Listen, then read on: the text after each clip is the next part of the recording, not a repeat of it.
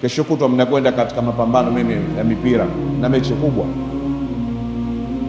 Itazame misikiti namna itakavyopururuka watu katika swala ya Isha, na wengine mtasafiri. Hiyo 50,000 yako unaoitumia kwenda Zanzibar kutazama mechi ya mpira, tena katika mwezi mtukufu wa Ramadhani, hauna jirani yako ambaye hana iftari ukampa? Hauna ndugu yako ambaye mpaka sasa hajui ataftari nini ukampa? Hauna watu ambao hawana uwezo wa kupata iftari ukawapa hiyo pesa? Lakini haukuona maeneo ya kufanya isipokuwa ukimbilie katika boti na wewe uende Zanzibar ukatazame mechi ya watani wa jadi. Wama adraka ma watani wa jadi mbele ya Allah, ina nafasi gani katika Ramadhani yako? Mwenyezi Mungu anasema ayyama ma'dudat, masiku machache. Bila rahma likiondoka ndio limeondoka, ulipata tena mpaka upate bahati ya kuwemo tena katika mwaka unaokuja.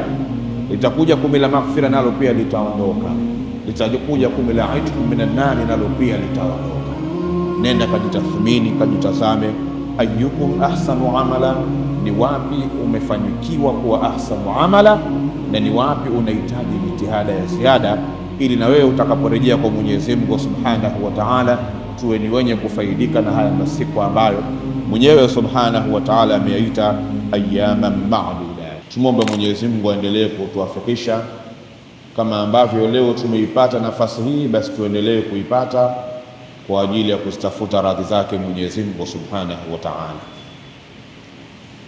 Lakini sambamba na hilo ni kumtakia rehema Bwana Mtume Muhammad sallallahu alayhi wasallam, nabiyul huda war rahma wa shafi'ul umma, ndiyo mtume pekee ambaye tumaini la walimwengu na tarajio la walimwengu katika siku iliyokuwa ngumu zaidi, siku tutakayosimama mbele ya Mwenyezi Mungu Subhanahu wa Ta'ala, ndiyo yeye atakayeweza kumwambia na kumwomba Mwenyezi Mungu Subhanahu wa Ta'ala aisimamishe hisabu ili kuondokana na adhabu zilizokuwemo katika viwanja vitukufu vya siku ya Kiyama. Kwa hili na mengineyo, na kwa nafasi ya upekee aliyopewa na Allah Subhanahu wa Ta'ala alipomwambia laqad ittakhadtuka habiba, kwamba wewe ndio kipenzi changu, basi ni wajibu wetu kumtakia rehema Bwana Mtume Muhammad sallallahu alayhi wasallam, na tutosheke na kubwa zaidi kule kuwa kumsalia Mtume Muhammad ndiko kufutiwa madhambi. Kumsalia Mtume Muhammad kuna kuandikiwa thawabu ndani yake, na kumsalia mtume wetu Muhammad sallallahu alaihi wasallam kuna kupandishwa daraja ndani yake. Kwa hiyo niendelee kuwahusieni waja wa Allah, kila nafasi na kila sekunde tunayoipata ni jukumu letu kumtakia rehema Bwana Mtume Muhammad sallallahu alaihi wasallam. Nichukue fursa hii adhimu kuwahusieni pamoja na kuihusia nafsi yangu, Allah, tumcheni Mwenyezi Mungu Subhanahu wa Ta'ala. Tumcheni sana Allah. Umri tuliokuwa nao ni mfupi mno. Hisabu ya miaka tunayohisabu, hisabu ya masiku tunayoyahisabu, hisabu ya masaa na dakika na nyakati tunazoziishi ndani yake hailingani na thamani ya yale tunayoyafanya, isipokuwa ni kwa kumcha Mwenyezi Mungu Subhanahu wa Ta'ala. Mazuri tunayoyafanya yawe ni kwa sababu ya kutafuta radhi za Allah, lakini hata mabaya tunayoepuka tuyaepuke kwa sababu ni haki na ni wajibu wetu katika kufuata maamrisho ya Allah na kufuata mafunzo ya Bwana Mtume Muhammad sallallahu alaihi wasallam, tuweze kuyaepuka mabaya hayo asiyoridhia Mwenyezi Mungu Subhanahu wa Ta'ala. Tupo katika Ijumaa ya pili ndani ya mwezi mtukufu wa Ramadhani, mwezi ambao Mwenyezi Mungu Subhanahu wa Ta'ala alipozungumza ndani ya Qur'ani juu ya kuizungumzia ibada ya funga, alituita kwa sifa ya imani: enyi wale ambao wamemwamini Mwenyezi Mungu Subhanahu wa Ta'ala, mmefaradhishiwa na mmewekewa sheria ya kufunga kama ambavyo sheria hiyo iliwekwa kwa waliokuwa kabla yenu. lakini lengo mnalotakiwa kutoka nalo katika ibada hiyo, muweze kuupata uchamungu wa kweli katika vifua vyenu, uchamungu ambao utakaoleta athari inayotakikana katika maisha yenu, uchamungu ambao utakaoyabakisha majina yenu hata pale mtakaporejea kwa Mwenyezi Mungu Subhanahu wa Ta'ala, kwa namna ile ile aliyoibakisha Bwana Mtume Muhammad sallallahu alayhi wasallam. Lakini ibada hii mwenyewe Subhanahu wa Ta'ala anatueleza ayyaman ma'dudat, ni ibada iliyofaradhishwa katika masiku machache sana ndani ya mzunguko wa mwaka. Ni siku 29 ama siku 30 kutokana na mwezi utakapoandana. Masiku haya ni masiku machache ambayo lau kama tutayaishi vile anavyotaka Bwana Mtume Muhammad, kufuatana na maelekezo ya Allah Subhanahu wa Ta'ala, basi itakuwa ndio sababu ya kufanikisha maisha yetu katika siku zaidi ya 300 ndani ya mzunguko wa kila mwaka. Thamani yake ni kubwa sana, lakini kwa yule mwenye kuitambua thamani iliyokuwemo ndani yake. Hupenda kuyakoti maneno ya mwanawachuoni Ibnul Qayyim al-Jawziyya rahmatullahi alayh pale alipozungumzia thamani ya masiku haya, akiinasibisha na wale wenzetu waliotangulia mbele ya haki waliokuwa katika makaburi. Alipata kusema siku moja, tallah, na apa kwa Mwenyezi Mungu, lau qila li ahli alquburi tamannaw latamannaw yawman min Ramadhan, kwamba naapa kwa Mwenyezi Mungu kwa namna Ramadhani ilivyokuwa na thamani, basi lau hata wale ambao wameshakufa wako ndani ya makaburi yao watapata nafasi ya kuulizwa na Mwenyezi Mungu Subhanahu wa Ta'ala, hebu semeni mnatamani nini katika yale maisha mlioyapita kule ulimwenguni, latamannaw yawman min Ramadhan, hakuna ambacho wangekitamani isipokuwa wangetamani mchana mmoja tu wa mwezi mtukufu wa Ramadhani, warejezewe roho zao, warudi ulimwenguni wawe kama tulivyo mimi na wewe, na waitumie vile ipasavyo. Huo mchana mmoja utawatoshea kurekebisha makosa walioyafanya katika maisha mengi walioyaishi. Hii ni thamani ya masiku machache tuliyokuwa nayo,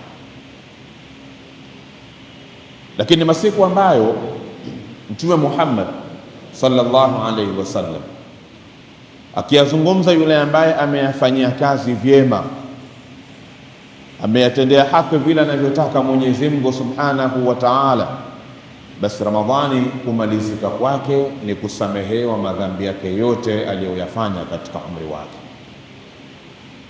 Kwa maneno haya ni wazi kwamba tupo katika masiku matukufu sana, na tupo katika masiku ambayo tuna haki na tuna wajibu ya kuyatumia vyema kama alivyotufundisha Bwana Mtume Muhammad sallallahu alaihi wasallam. Ni yepi ya kuendelea kuyafanya katika masiku haya? Mwenyezi Mungu atuwafikishe kuyafanyia kazi anayoyataka Bwana Mtume Muhammad sallallahu alaihi wasallam na kustafuta radhi za Mwenyezi Mungu Subhanahu wa Ta'ala. Inshallah katika khutba ya pili tutakuja kudodosa miongoni mwa mambo muhimu ya kuyazingatia ili tuweze kufaidika na masiku haya machache kama alivyosema mwenyewe Mwenyezi Mungu Subhanahu wa Ta'ala. A'udhu billahi minash shaitani rrajim. Bismillahir rahmanir rahim. Wal 'asr innal insana lafi khusr illa alladhina amanu wa 'amilus salihat wa tawasaw bil haqq wa tawasaw bis sabr. Ud'u Allaha wa antum muqinuna bil ijabah. Alhamdulillah wa usalli wa usallim ala habibihi sayyidina rasulillah Muhammad bin Abdullah sallallahu alayhi wa ala alihi wa sahbihi wa mawala. Amma ba'd, faya ikhwata al-a'izza ma'uta thaniya usikum wa usi nafsi bitaqwallah. Kwa maana nyingine ni wahusieni waja wa Allah pamoja na kuhusia nafsi yangu juu ya swala zima la kumcha Mwenyezi Mungu Subhanahu wa Ta'ala. Maneno ya Ibnul Qayyim al-Jawziyya alizungumza thamani ya Ramadhani kwa waliotangulia mbele ya haki. lakini mimi na wewe bado tunayo nafasi na tuko hai. Mwenyezi Mungu anaendelea kutupa wakati wake. Kwa maneno ya Allah subhanahu wa ta'ala ndani ya suratul Mulk, anasema baada a'udhu billahi minash shaitani rrajim, tabaraka alladhi biyadihi almulku wa huwa ala kulli shay'in qadir alladhi khalaqa almauta walhayata liyabluwakum ayyukum ahsanu amala. Aya namba 2 katika suratul Mulk, Mwenyezi Mungu anauzungumza uhai na umauti, kwamba yeye ndiye aliyeviumba na yeye ndiye mwenye mamlaka navyo. Alladhi khalaqa almauta walhaya, Mwenyezi Mungu ndiye ambaye ameumba kifo na ameumba maisha, kwa maana ya uhai. Lakini anakitanguliza kifo, kisha anautaja uhai, na mbele anataja linalotakikana katika uhai wako mwanadamu, kwamba uhai aliyokupa liyabluwakum ayyukum ahsanu amala, anataka awatazame na awatahini waja wake ni nani wenu mzuri katika kutenda, ni nani wenu ni hodari katika kufanya yanayotakiwa na Mwenyezi Mungu subhanahu wa ta'ala. Hiki ndicho ambacho Mwenyezi Mungu subhanahu wa ta'ala anakitazama katika maisha haya machache tuliyokuwa nayo katika ulimwengu. Na niyakumbuka maneno ya Bwana Mtume Muhammad sallallahu alaihi wasallam katika kuyafanyia makazi maneno ya Mwenyezi Mungu subhanahu wa ta'ala. Siku moja alimwambia Abu Dharr al-Ghifari radiyallahu ta'ala anhu wa Allah, alimwambia la aqla katadbiri wala war'a kalkaffi. Alimwambia hii sekunde chache ulizokuwa nazo katika uhai wako, hii nafasi aliyokupa Mwenyezi Mungu subhanahu wa ta'ala, na wewe upo ulimwenguni leo, kama kuna mambo unayotakiwa kuyazingatia ili ya kutengenezee thamani ya huu muda uliokuwa nao, alimwambia la aqla katadbiri, mwenye akili ya sawasawa ni yule ambaye huwa anazingatia kila anachokifanya. Mwenye akili ya sawasawa ni yule ambaye anazingatia kila muda aliyoupata ili afanye kinachotakikana. Mwenye akili ya sawasawa hajifanyii ile mradi amefanya tu, bali anahakikisha katika kila anachokifanya anakifanya kwa namna anayoitaka Mwenyezi Mungu subhanahu wa ta'ala. Lakini akamwambia wala war'a kalkaffi, uchamungu wa kweli, uchamungu anaotaka Mwenyezi Mungu subhanahu wa ta'ala, uchamungu aliyotufundisha Bwana Mtume Muhammad sallallahu alaihi wasallam, na ndio akiendelea kuwafundisha masahaba wake. Uchamungu ni kujizuia na yale yote asiyoyataka Mwenyezi Mungu subhanahu wa ta'ala. Tunaojifunza katika maneno haya ili tuipate hiyo ahsanu amala ni kupata muda katika kila unachokifanya ukajitathmini nini unachokizingatia katika hiko unachokifanya. Ramadhani 10 la mwanzo linaondoka, 10 la rahma. Imani yangu sote ama asilimia kubwa tumefunga, tupo katika ibada ya kufunga, na walillahi alhamdu tumepata muda wa kuingia katika ibada ya sala. Mwenye akili ya sawasawa na anayetaka uchamungu wa kweli kwa Mwenyezi Mungu subhanahu wa ta'ala, kwanza huzingatia ile somo aliyoifunga inahitaji nini katika maisha yake, ili iwe imetendewa haki, anatakiwa afanye nini katika ile funga aliyokuwa nayo. Lakini katika kutafuta uchamungu aliotaka Mwenyezi Mungu subhanahu wa ta'ala tutoke nao ndani ya masiku haya machache, ni yule ambaye huwa anajizuia na kile ambacho matamanio ya nafsi yake kinamuongoza au yanamuongoza kukifanya hiko. Unapoizingatia ayyukum ahsanu amala, nenda kaizingatie maeneo hayo makuu mawili. Kwa mfano, leo ni Ramadhani ya 9 na wengineo Ramadhani ni ya 10 leo. Tayari tunakwenda kukamilisha 10 la kwanza, 10 la rahma. Kukamilika kwa 10 la rahma maana yake tutakutana nalo tena ikiwa Mwenyezi Mungu ametuandikia kuipata nafasi hiyo mwakani panapo uhai na majaliwa. Haya masiku 10 ya 10 la rahma, kama umepata bahati ya kuwemo ndani yake, unaweza ukajitathmini, anta ahsanu amala, wewe kweli ni mzuri wa matendo kwa yale uliyoyafanya katika hili 10 la mwanzo?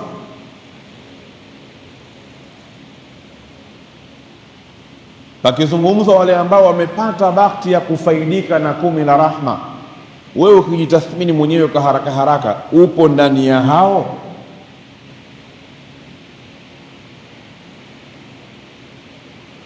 Tusitafute rehma za Mwenyezi Mungu kwa kuishia tu kwamba tunafunga, kwamba hatuli ila kwa wakati ambao umetuamrisha Mwenyezi Mungu Subhanahu wa Ta'ala. Hatukosekani katika vipindi vya sala, hatukosekani katika ibada hata zile za sunna, hatukosekani katika kuisoma Qur'ani. Tusiishie hapo, bali twende mpaka katika yale ambayo Mwenyezi Mungu Subhanahu wa Ta'ala anatutaka tusiwemo ndani yake, tuhakikishe kweli hatuendelei kuwemo ndani yake. Siku moja Mtume Muhammad aliwaambia masahaba ridwanullahi ta'ala alayhim ajma'in, iyyakum wal julus ala turuqat, tahadharini kukaa vijiweni, vijio ambavyo viko kama barabarani. Alikuwa anawakataza masahaba wake. Masahaba wakamgeukia Mtume Muhammad sallallahu alaihi wasallam wakamuomba, huku akisikitika na kunungunika, ya Rasulullah, hatuna namna sisi nyingine isipokuwa ni kukaa katika hayo maeneo, kwa sababu ni sehemu ya maisha yetu ambayo tunayatumia katika maeneo kama haya. Mtume Muhammad akawaambia masahaba, ikiwa hakuna budi ila kukaa katika hivyo vijio vya mabarabarani, basi fa'atu tariqa haqqaha, zipeni njia haki zake. Alizitaja haki nyingi za njia, lakini miongoni mwazo aliwaambia wafunike macho yao, kwa maana wasitazame visivyokuwa halali kwao. Waondoshe uchafu katika njia, kwa maana waondoshe yale yote yanayoleta athari mbaya katika jamii.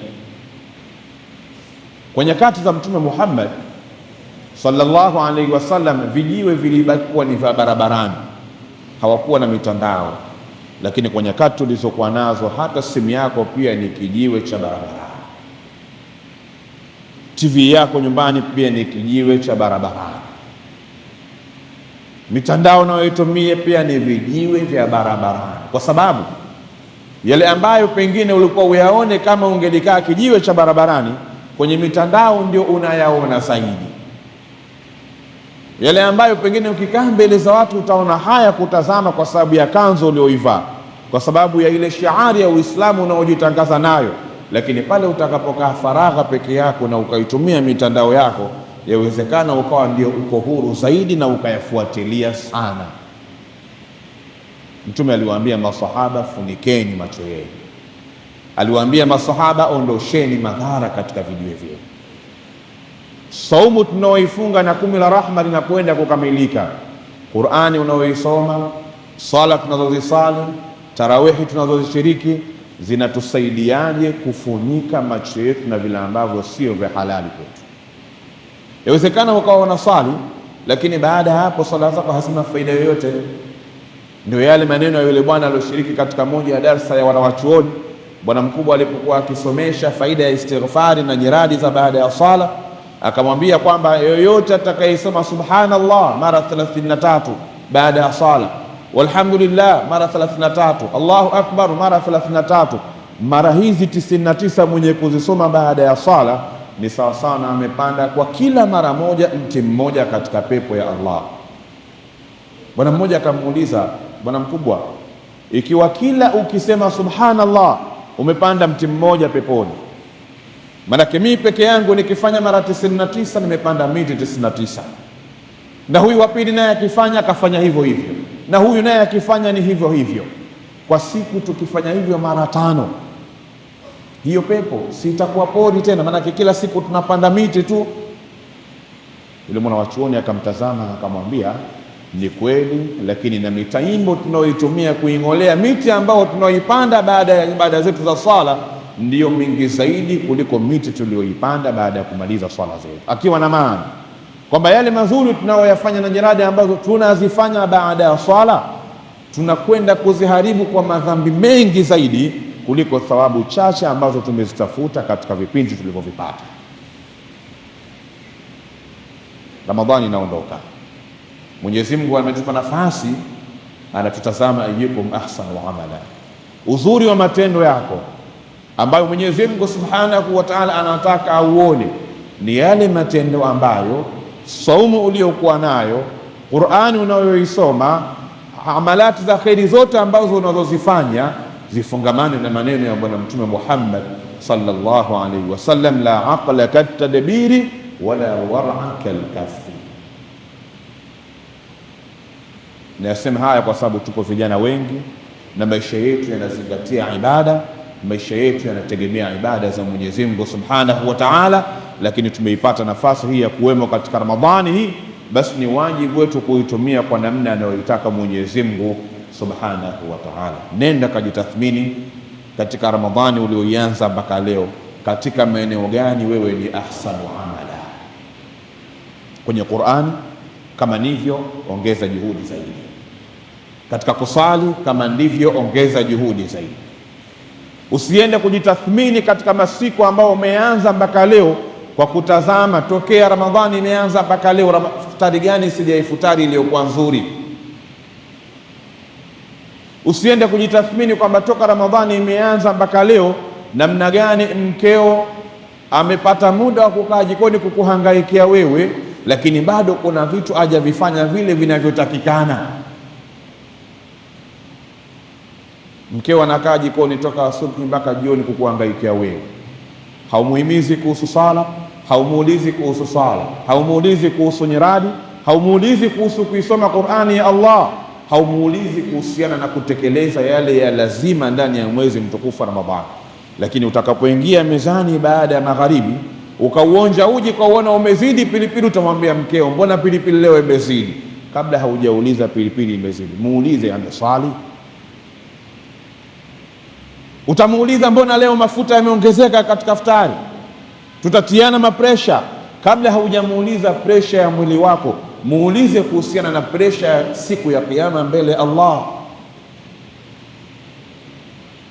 Mbona leo tunarudia tambi? Jana tambi, juzi tambi, leo tambi, tumekuwa kama wafungwa, kama tuko bodi.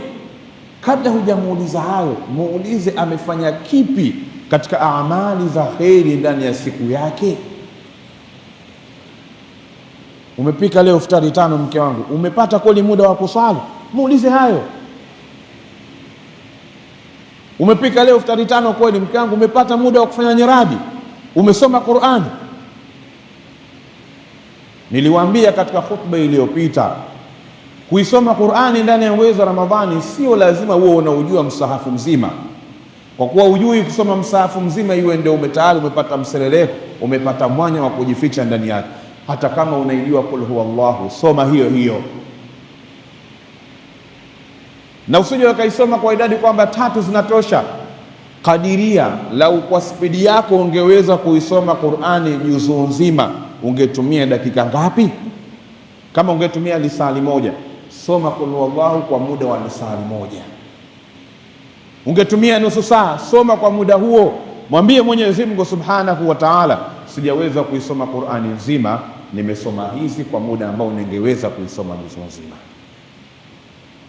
Huko ndiko maeneo ambayo tukatafute ile ahsanu wa amala mbele ya Mwenyezi Mungu Subhanahu wa Ta'ala, wala sio maeneo ya kula, wala sio maeneo ya vijiwe, wala sio maeneo ya kubishana katika mizozo ambayo isiyokuwa na faida yoyote mbele ya Allah Subhanahu wa Ta'ala.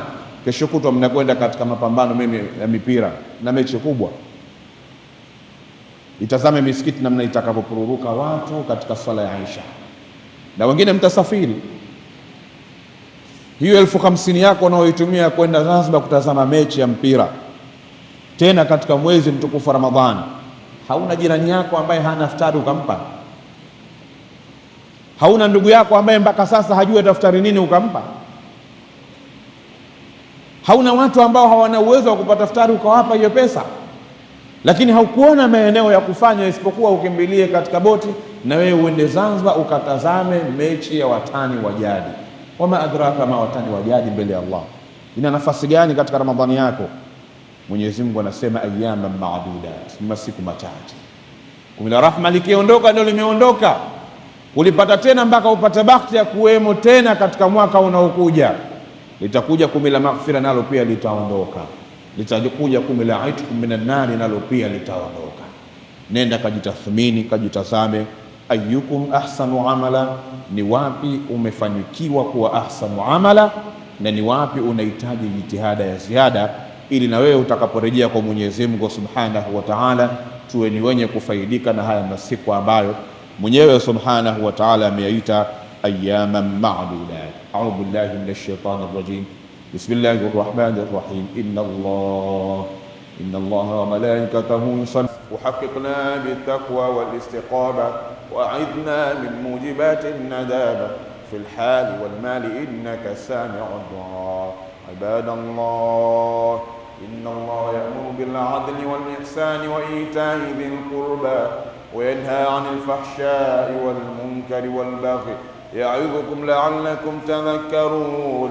فاذكروا الله العظيم يذكركم وادعوه يستجب لكم ولذكر الله تعالى عز وجل أكبر. والله يعلم ما تصنعون. قوموا إلى صلاتكم يرحمكم الله.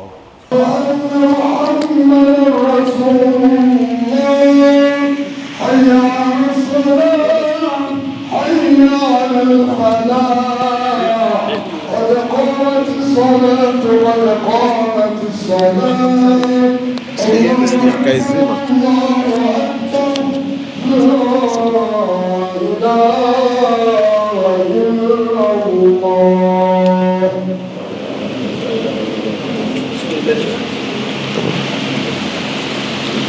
أقيموا صفوفكم.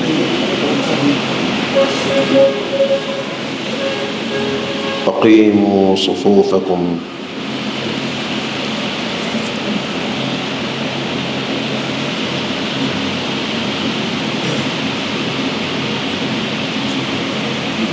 الله أكبر.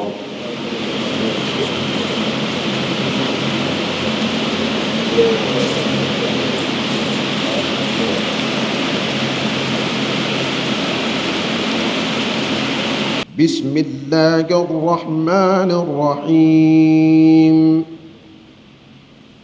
الحمد لله رب العالمين، الرحمن الرحيم، مالك يوم الدين.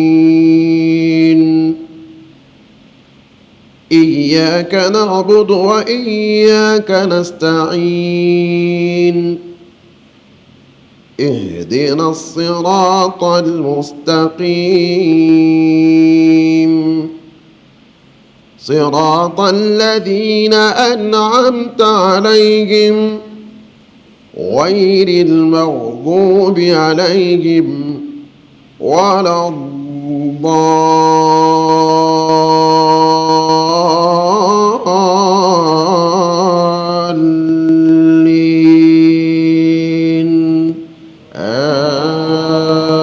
آمين.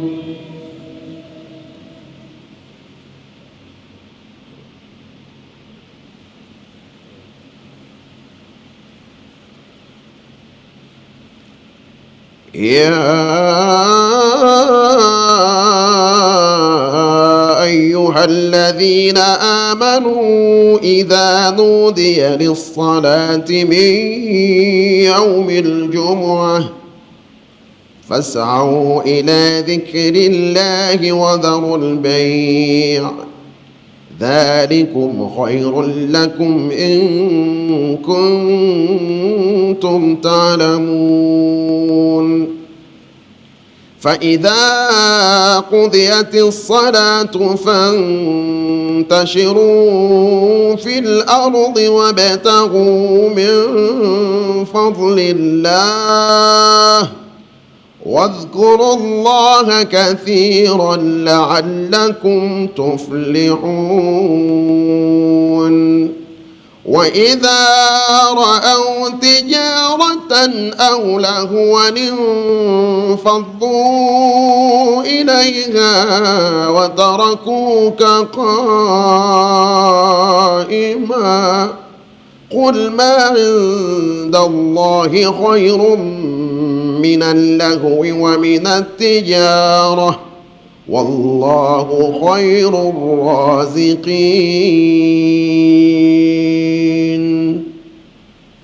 الله أكبر.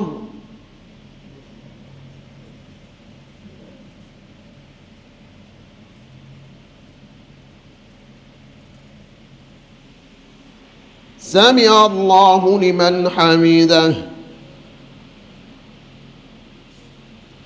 الله أكبر.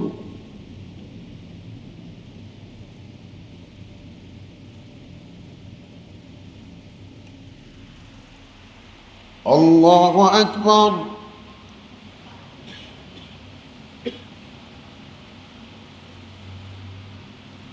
الله أكبر.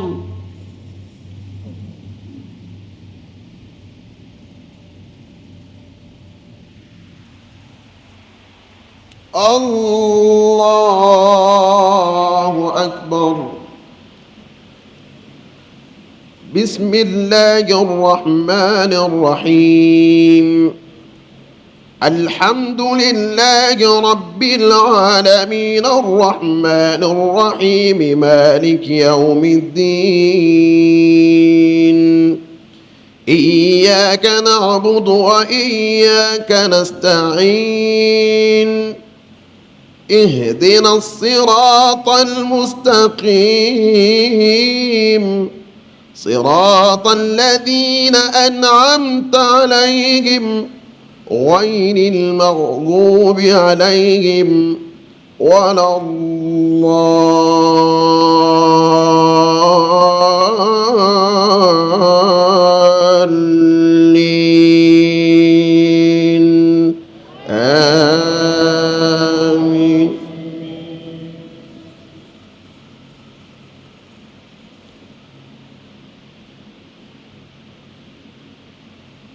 بسم الله الرحمن الرحيم. سبح اسم ربك الأعلى الذي خلق فسوى والذي قدر فهدى والذي أخرج المرعى فجعله غثاء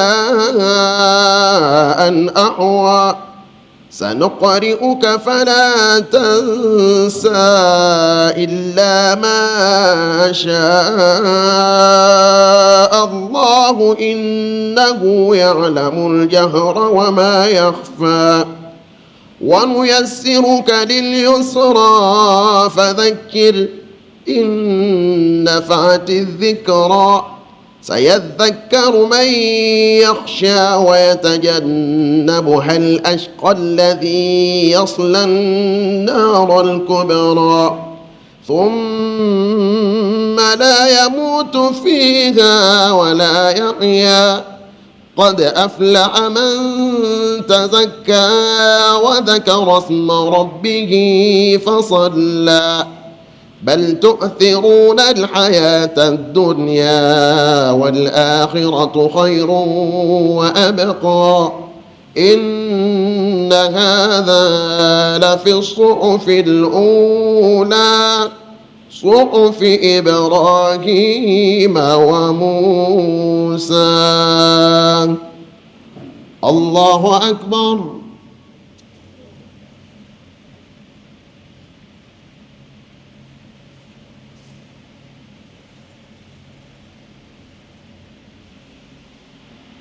سمع الله لمن حمده.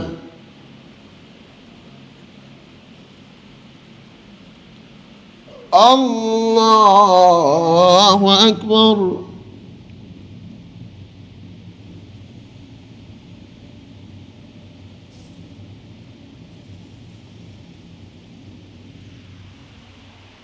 Allahu akbar.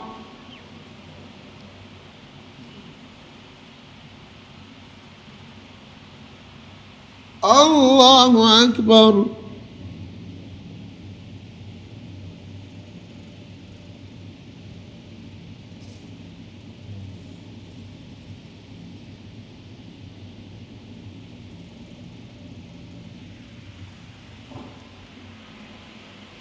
Allahu akbar.